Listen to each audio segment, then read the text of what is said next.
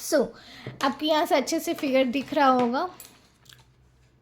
तो हम लोग क्या करते हैं, वन बाय वन टॉपिक को स्टार्ट करते हैं। तो मेंस्ट्रुअल साइकिल का जो होता है वो 3 फेज़ होता है, ठीक है। 3 फेज़ क्या क्या होता है, यूट्रस में ये सारे काम होता है, ठीक है। यूट्रस में तो यूट्रस में क्या है, 3 फेज़ होता है। तो पहला जो फेज़ है उसको कहते हैं मेंस्ट्रुअल फेज़, ठीक है। दूसरा को कहते हैं प्रोलिफेरेटिव फेज़, और तीसरा को कहते हैं सेक्रेटरी फेज़। कोई दिक्कत? मेंस्ट्रुअल साइकिल का कितना फेज़ होता है, 3 फेज़ होता है। तो पहला फेज़ क्या होता है, मेंस्ट्रुअल फेज़, जो कि 1 से लेके 4 दिन तक, मतलब 1 तारीख से लेके 4 दिन तक का जो पीरियड होता है, जो ब्लीडिंग होता है, उसको हम लोग मेंस्ट्रुअल फेज़ कहते हैं। अब देखो, अब तो 4 दिन हो गया, अब जो डे बचा आपका मतलब कि 5 तारीख से लेके 10 तारीख तक बोलिए, उसको कहते हैं हम लोग क्या, पॉलीफेरेटिंग फेज़, ठीक है। अब क्या होता है, दूसरा जो फेज़ होता है यूट्रस में वो होता है प्रोलिफेरेटिंग फेज़। ये क्या होता है कि 5 डेज से लेकर 10 डेज तक का जो भी फेज़ होता है उसको क्या कहते हैं, प्रोलिफेरेटिंग फेज़। अब जो बचा सेक्रेटरी फेज़, ठीक है। सेक्रेटरी फेज़ मतलब बचा हुआ जो 28 तारीख तक का जो दिन है उसको हम लोग क्या कहते हैं, सेक्रेटरी फेज़ है। तो आपको मैं बता देती हूँ 1 बाय 1 कैसे होगा। पहला फिगर को देखिए, ठीक है, इस चार्ट को देखिए। मैं इस चार्ट को समझाते समझाते मैं सारे चीज़ आपको समझा दूँगी। पहले क्या कीजिए, ये लाइनिंग को देखिए, मैं कलर चेंज करती, इस जगह को पहले देखिए, सिर्फ इसको देखिए अभी, ठीक है। इधर इधर देखिएगा तो कंफ्यूज हो जाएगा। इसको देखिए, ये मान लीजिए एक यूट्रस का जगह है, ठीक है। यूट्रस का प्लेस में क्या हो रहा है कि यहाँ पे एक ऐसे करके जा रहा है, तुरंत ड्रॉप करके फिर ऊपर की तरफ बढ़ रहा है, ठीक है। यहाँ पे सारे ब्लड वेसल से, पहले मैं स्ट्रक्चर समझा दे रही हूँ, उसके बाद आपको क्या होगा। यहाँ पे एक लेयर देखिएगा, यहाँ पे ये बेसल लेयर ऑफ इंडोमेट्रियम है, ठीक है। तो अब ये जो यूट्रस में क्या होता है कि एक लेयर होता है आपका बेसल लेयर ऑफ इंडोमेट्रियम, वहाँ पे ही यहाँ पे ये प्रोसेस चलता है। ऊपर की तरफ जो लेयर होता है उसको कहते हैं फंक्शनल लेयर, ठीक है। तो हमेशा याद रखिएगा, जब जब हम लोग पढ़े ना मेंस्ट्रुअल साइकिल का 3 फेज़ होता है, मान लीजिए 1 फेज़, 2 फेज़ और ये यहाँ तक 3 फेज़।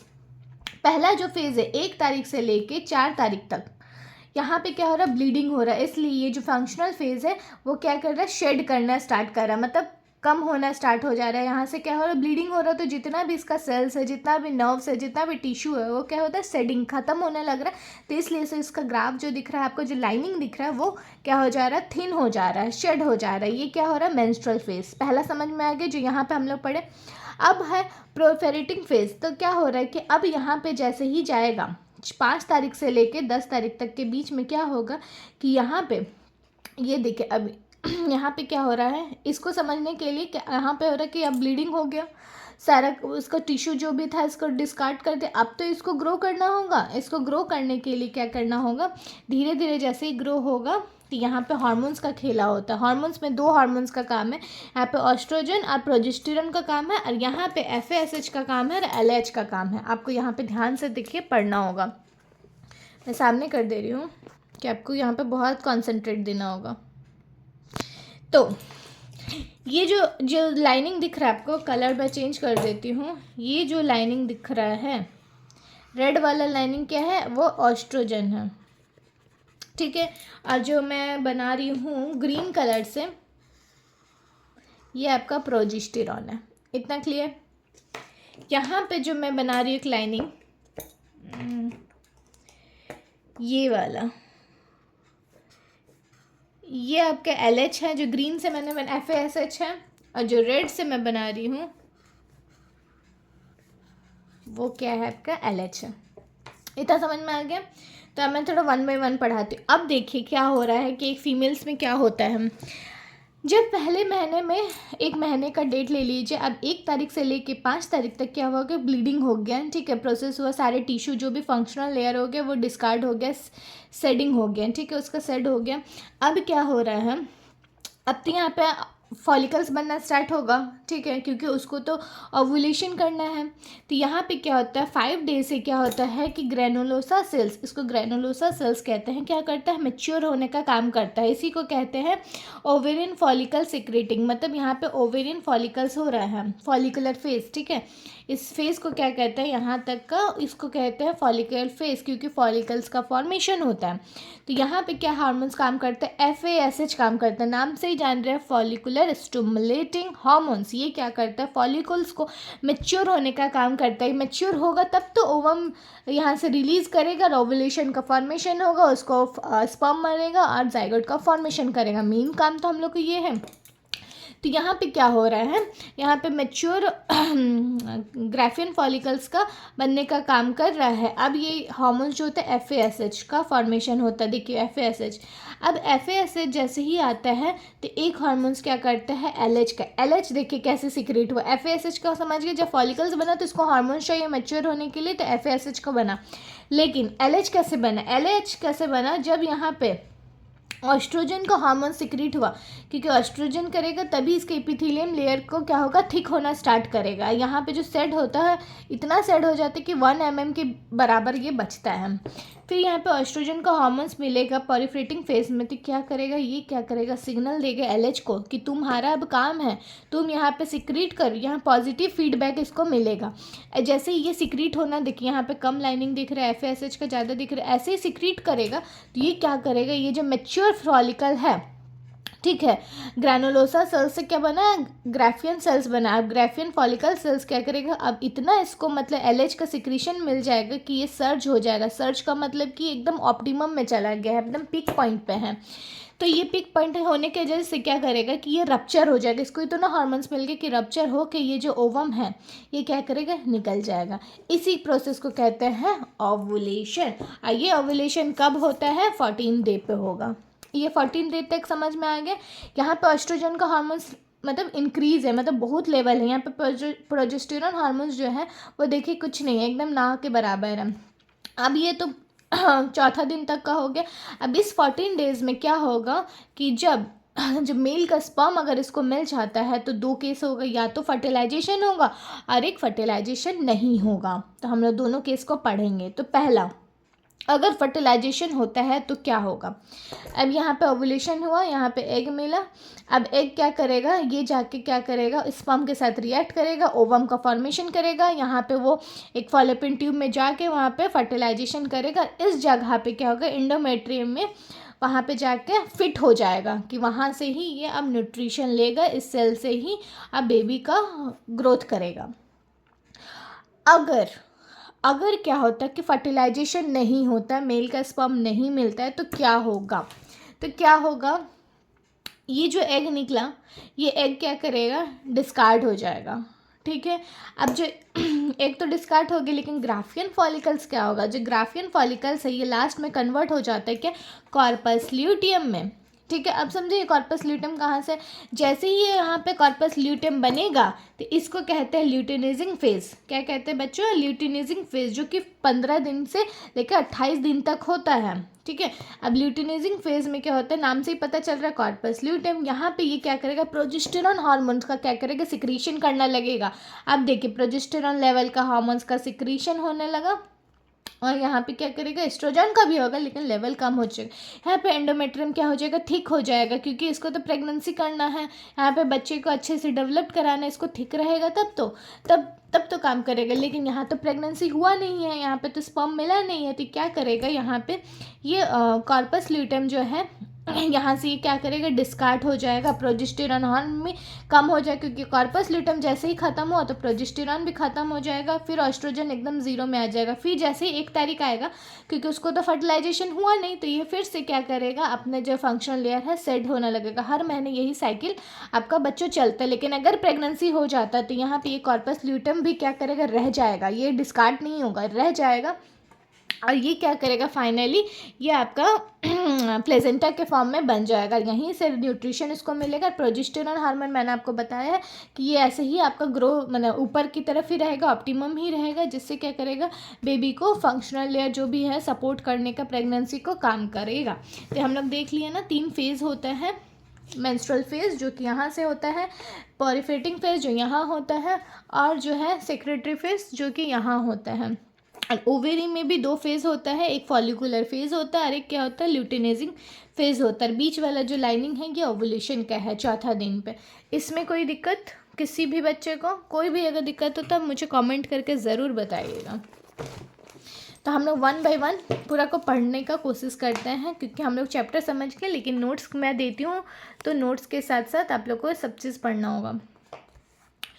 तो क्या है मेंस्ट्रुअल फेज, तो ये 1 से लेके 1 तारीख से लेके 4 तारीख तक का बीच का है।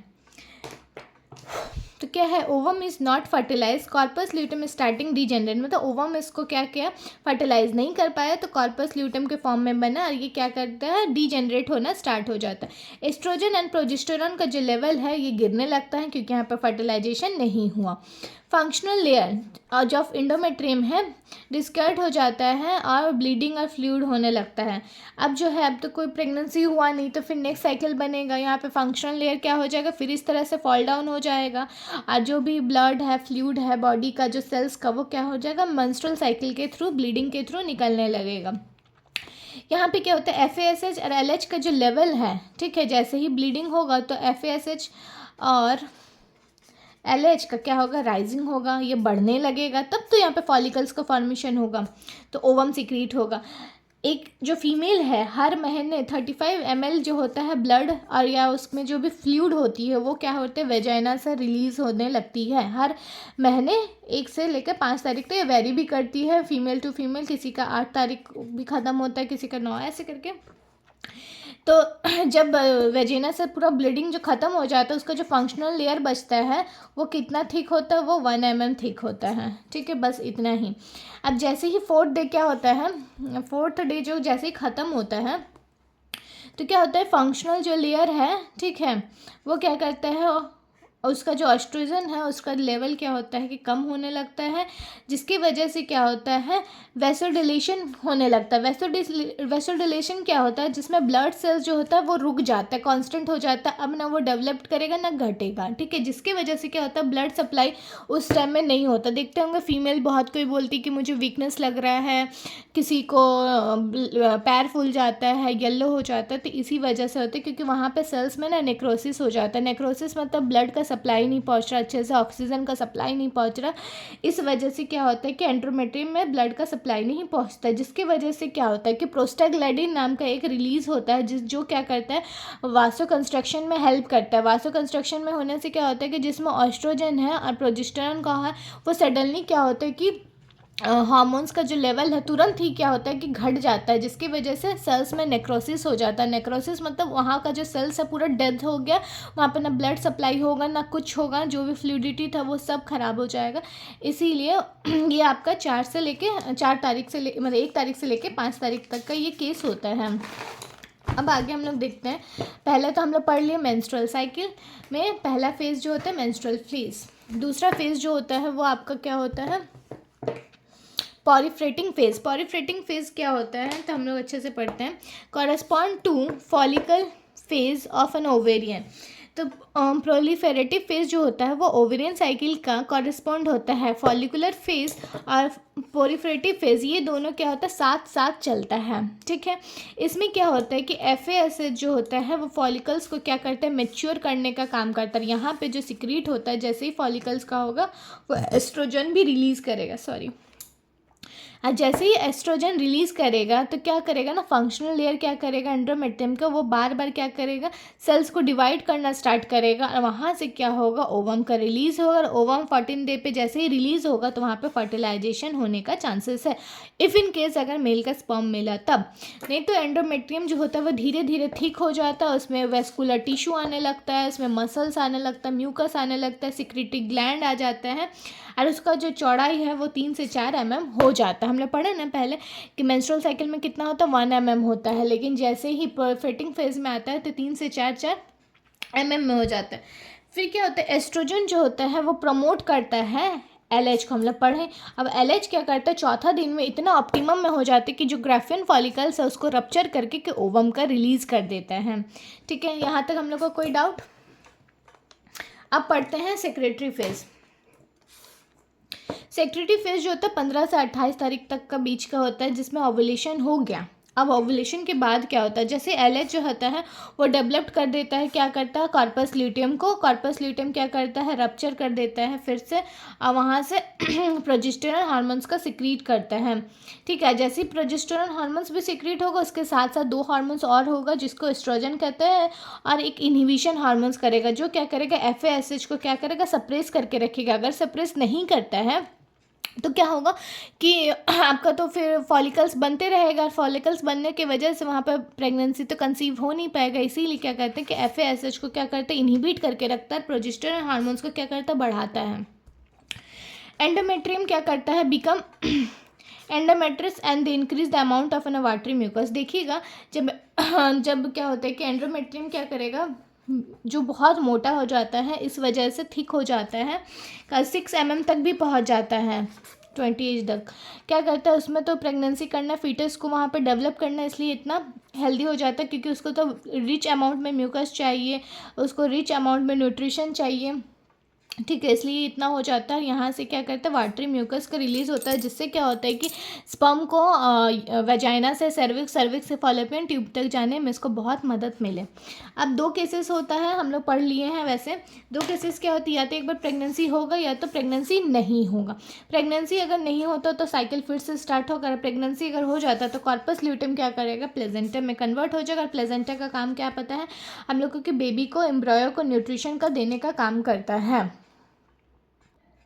अगर आप लोग को वीडियो अच्छा लग रहा है तो प्लीज़ जाके मेरे चैनल को लाइक एंड शेयर सब्सक्राइब कर लें, और इसी तरह का चैप्टर पढ़ने के लिए टॉपिक वाइज मेरे वीडियो में बने रहें। Thank you.